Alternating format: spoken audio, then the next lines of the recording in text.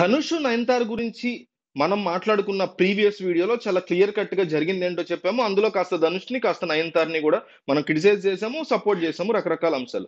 ధనుష్ గురించి మళ్ళీ సెపరేట్ గా మనం ఒక వీడియో చేద్దాము, అతను చేసినటువంటి ఆ, దీనికి సంబంధించి ఉన్న సంబంధం లేనివైనా. బట్ నయనతార గురించి ఈ వీడియోలో మనం క్లియర్ గా మాట్లాడుకుందాము. ఈ ఇష్యూకి సంబంధం ఉన్నా లేకపోయినా నయనతార ఏ విషయంలో కాంట్రవర్సీస్ క్రియేట్ చేసుకుంది తన లైఫ్ లో అనే దాని గురించి మనం మాట్లాడుకుందాం. First of all marriage issue.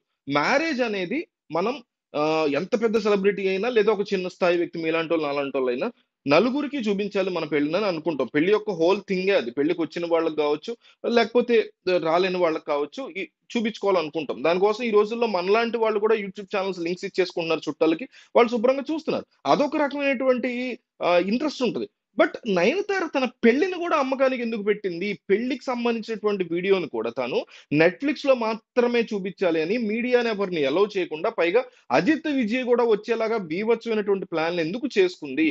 తను ఎందుకు తన యొక్క పెళ్లి వీడియోని అమ్మకానికి పెట్టాలనుకుంది? అంతగా ఎందుకు తను అంత లాభాపేక్షతో ఎందుకు ఉంది? ఆ రకమైనటువంటి మెంటాలిటీ ఎందుకు ఆమెకు ఉందని చాలా మంది అడుగుతున్నటువంటి క్వశ్చన్స్. ఇప్పుడు పోనీ ఆ వచ్చిన డబ్బులు ఏమైనా చారిటీకి ఇస్తున్నారంటే అట్లాంటివి కూడా లేదు. సో నువ్వు ఆల్రెడీ నీ పెళ్లికి సంబంధించినటువంటి అంశాన్ని మార్కెట్ లో పెట్టి దాని ద్వారా క్యాష్ చేసుకోవాలనుకున్న తప్పులేదు. కానీ నెట్ఫ్లిక్స్ వాళ్ళు పెళ్లి కోసం మరి పెళ్లి వీడియో అమ్ముతుందంటే బోల్ డబ్బు ఇస్తారు కదా. అలాంటి టైంలో ధనుష్ 10 కోట్లు తనకు సంబంధించినవి వాడుకోవడానికి అడగొట్టు తప్పే ఉంది అని. అంటే కొంతమంది ఏమంటున్నారంటే 10 కోట్ల రూపాయలని కేవలం 3-4 సెకండ్లకే అడిగాడు అని. 3-4 సెకండ్లని కాదు, ఇవ్వక ముందే అడుగుంటే కొంతలో తీసుకునేవారు.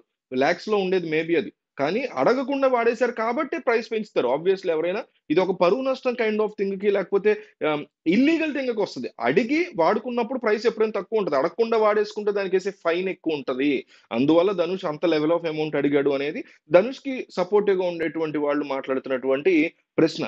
ఇంకొకటి, ధనుష్ ఒక నెపోటిజం కిడ్ లాగా అతన్ని పోర్ట్రే నెపోటిజం కిడ్డే, ఆబ్వియస్లీ నెపోటిజం కిడ్. ఎందుకంటే సెల్వరాఘవన్ గానీ, ధనుష్ ఫాదర్ గానీ వీళ్ళెవరు లేకపోతే ధనుష్ మేబీ వచ్చేవాడే కాదేమో ఇండస్ట్రీకి. అసలు రజనీకాంత్ లేకపోతే కూడా తర్వాత అంతగా వెళ్ళాడంటే రజనీకాంత్ అలడవటం వల్ల ఇవన్నీ ఓకే డెఫినెట్లీ. కానీ ధనుష్ ఒక సామాన్య మిడిల్ క్లాస్ హీరోగా కూడా అందరి చేత అందరి మైండ్ లో ఉండిపోయేటువంటి వ్యక్తి. ఎన్నో ఫిలింఫేర్ అవార్డ్స్ వచ్చాయి, 2 నేషనల్ ఫిల్మ్ అవార్డ్స్ వచ్చాయి. ధనుష్ ఏమి చిన్న చిత్తగా, ఎంతో మంది నెపోటిజం స్టార్స్ ఉన్నారు, వాళ్ళలో ధనుష్ కూడా ఒకటి. డెఫినెట్లీ అంతవరకు ఒప్పుకుంటాం. కానీ ధనుష్ పెర్ఫార్మెన్స్ పరంగా నయనతార ఎంతైతే తోపు తురుము యాక్ట్రెస్, ధనుష్ కూడా అంతే లెవెల్ తోపు తురుము యాక్ట్రెస్. ఇది నయనతారని అభిమానించే వాళ్ళైనా ధనుష్ని అభిమానించే వాళ్ళైనా ఎవరైనా సరే, సామాన్యులు మీలాంటి వాళ్ళు అలాంటి వాళ్ళైనా అందరూ ఒప్పుకోవాల్సినటువంటి థింగ్. ఇంకొకటి ఏంటంటే నయనతార తన యొక్క సినిమాలకు సంబంధించి ప్రమోషన్స్ కి రాదు, తన ప్రొడ్యూసర్ కి సపోర్ట్ చేయదు అనేటువంటి బిగ్గెస్ట్ కంప్లైంట్ ఉంది. నిజమే, ఇదైతే 100% నిజము. ఎప్పటి నుంచో అందరికీ తెలిసిందే. కానీ నయనతార ఈ విషయం తన ప్రొడ్యూసర్లతో ముందే చెప్పుకుంటది కదా. ఆ విషయం తెలిసిన తర్వాతే కదా వాళ్ళు కాల్ షీట్లు తీసుకుని డబ్బులు ఇచ్చేది. సో ఆ విషయంలో నయనతారను తప్పడానికి ఏమీ లేదు. అది ఆమె యొక్క పర్సనల్ చాయిస్ కావచ్చు. అట్లా ఒప్పుకున్న వాళ్ళకే తను కాల్ షీట్స్ ఇచ్చి డబ్బులు తీసుకుని సినిమాలు యాక్ట్ చేస్తూ ఉండొచ్చు. One of the finest actors తను. సో తన ఒక చాయిస్.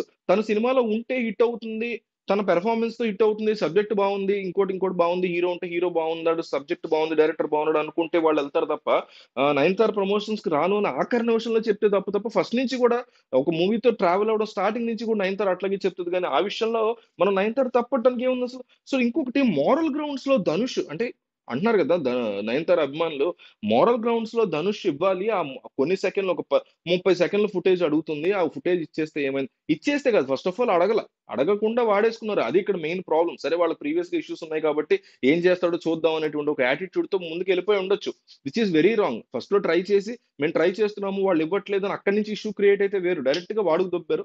సో వాడారు కాబట్టి వాళ్ళకి ప్రీవియస్ ఇష్యూస్ ఉన్నాయి కాబట్టి ఖచ్చితంగా టైం దొరికింది దెబ్బ తీయడానికి చూస్తున్నాడు. ఇద్దరిది తప్పే కావచ్చు, కానీ ఇద్దరు మనం ఎవరికి సపోర్ట్ చేయట్లేదు. కానీ ఒకళ్ళకొకళ్ళు దెబ్బ తీసుకునేటువంటి టైం చూసి కరెక్ట్ టైం కొట్టాడు ధనుష్.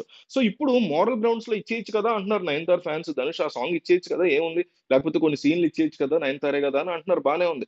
మరి అదే మోరల్ గ్రౌండ్స్ లో నయనతార తన అభిమానులకి నెట్ఫ్లిక్స్ ఇవ్వగలుగుతుందా? ఇంతమంది, 1 లక్ష మంది నయనతార అభిమానులు ఉన్నారండి. 1 లక్ష నెట్ఫ్లిక్స్ అకౌంట్ ఫ్రీగా ఇస్తుందా? ఇవ్వదు కదా! మనందరం నేను కూడా 'నయనతార' ఫ్యానే. నేను సబ్‌స్క్రైబ్ చేసుకొని ఎళ్ళాలిగా. నేను 'ధనుష్' ఫ్యాన్, 'నయనతార' ఇద్దరు ఇష్టం నాకు. సో, నేను 'నయనతార' చూడాలంటే డాక్యుమెంటరీ సబ్‌స్క్రైబ్ నాకు నెలకి రూ. 549 కట్టవుతుందబ్బా! నిన్న కూడా వచ్చింది మెసేజ్. ఎన్నో సంవత్సరాల నుంచి కట్టవుతుంది. నెట్‌ఫ్లిక్స్ ఉన్నప్పటి నుంచి కట్టవుతుంది. 549 649 సో, అది మారదు కదా! నేను 'నయనతార' అభిమాని నాకేం ఫ్రీగా ఇవ్వరు కదా! ఎళ్లి యూట్యూబ్‌లో పెట్టట్లేదు కదా! సో, తను కమర్షియల్‌గా వెళ్తున్నప్పుడు వేరే వాళ్ళు కమర్షియల్‌గా వచ్చిన దానికి ఆ ఆక్రందనలెందుకు? ఆ కైండ్ ఆఫ్ హడావుడి ఎందుకు చేయాలి నువ్వు అని ఆమెను ప్రశ్నిస్తున్నారు వీళ్ళందరూ. అట్లాగే ఒక యాడ్‌కి, ఒక సినిమా యాడ్‌కి రూ. 5,00,00,000 తీసుకుంటదంట 'నయనతార'. సో, ఒక సినిమా యాడ్‌కే నువ్వు 5,00,00,000 తీసుకుంటున్నప్పుడు, తన సినిమాకి సంబంధించినవి వాడుకున్నప్పుడు, ధనుష్ డబ్బులు అడగడంలో తప్పే ఉంది అనేటువంటి క్వెషన్. అండ్ లాస్ట్ అండ్ ఫైనల్‌గా 'అన్నపూర్ణని' అనేటువంటి ఒక మూవీ ఉంది. అందులో నేను నేను చూసా ఆ మూవీ. నాకు చాలా అంటే నేను ఏథిస్ట్ అయినా ఏ ఏ రిలిజియన్‌ని నేను సపోర్ట్ చేయకపోయినా అక్కడ యూజ్ చేసినటువంటి ఐడియాలజీ చాలా రాంగ్.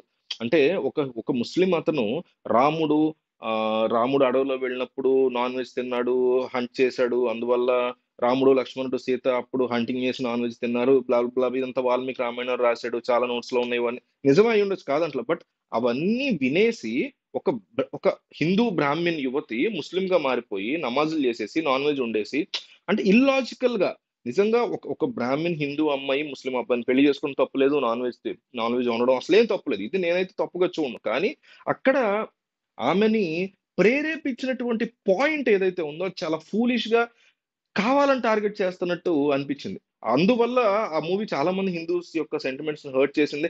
నాకు సెంటిమెంట్ ఏమి హర్ట్ అవ్వలేదు గానీ చాలా ఇల్లాజికల్‌గా, ఫూలిష్‌గా అనిపించింది. కావాలని టార్గెటెడ్‌గా చేశారు ఈ సీన్ అనేది అనిపించింది. సో, అలాంటివి ఎన్నో 'నయనతార' జీవితంలో ఉన్నాయి. 'ధనుష్' జీవితంలో కూడా ఉన్నాయి. మనం ఇంకో వీడియో చేద్దాం దాని గురించి. బట్ స్టిల్ మీకు ఇంకేమైనా అనిపించిందా ఈ ఇష్యూలో? 'ధనుష్' ఏం తక్కువ తినలేదు. 'ధనుష్' కూడా మనం వీడియో చేస్తా అంటున్నా. డెఫినైట్‌లీ చేద్దాం.